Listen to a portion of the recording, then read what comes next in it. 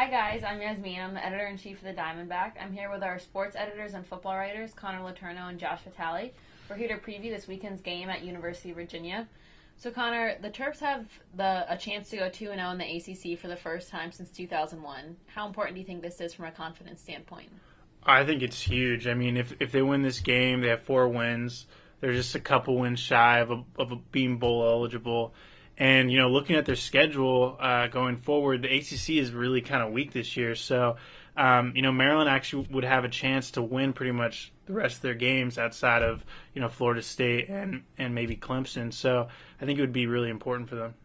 Josh? I agree. It's a young team, and anything they can do to get more confidence as they go forward is going to be key. I mean, 2-0 in the ACC, they haven't done that in 11 years. If they get 2-0, get a young team rolling on a roll a little bit, there's no telling what they could do this year.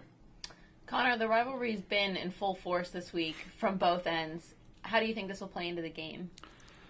If you'd asked me that last week, I would have probably said it'd have no impact because I didn't really think it was much of a rivalry, and I don't really think the average student here really thinks it's much of a rivalry. But hearing the players talk about it this week, it's apparently a huge rivalry to them. They take it really seriously. They take it really personally.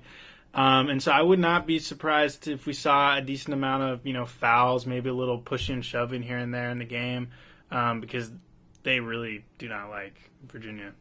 Josh? Yeah, I mean, they've been border states, only an hour and a half apart from each other, or 2.5 hours. They recruit each other's players. It's a big rivalry. It's going to have a big impact on the game. AJ Francis this week called Virginia provolone or brie and called Maryland good old-fashioned American cheese. So whatever that means, that's going to happen this week. Connor, what aspect of UVA's game do you think the Terps are going to have to focus on if they want to pull out the win?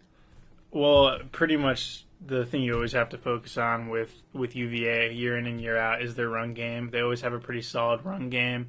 This year it's not really too different. They have 2 weapons in Perry Jones and Kevin Parks, and considering the fact that their quarterback situation is kind of up in the air right now and they don't really have a defined signal caller, I really think they're going to depend heavily on the run game.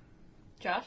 I think it's Virginia's defense. Virginia's defense has struggled a lot this year. They have young players in the secondary, haven't made a lot of big plays, aren't forcing turnovers, aren't getting sacks from the quarterback. If there's ever a game that Perry Hills can, really break out and really have a good game with the Terps offense, it has to be this one. And what are your final predictions for this weekend? I think it's going to be close, but I think Maryland comes out with the win. I think Maryland's offense is able to do some things with that defense that UVA has. So I'm going to go with 28-21 Maryland.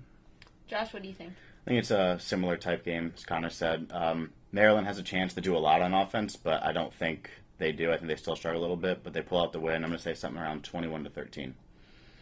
Thanks for joining us. Check back Monday as we recap this weekend's game.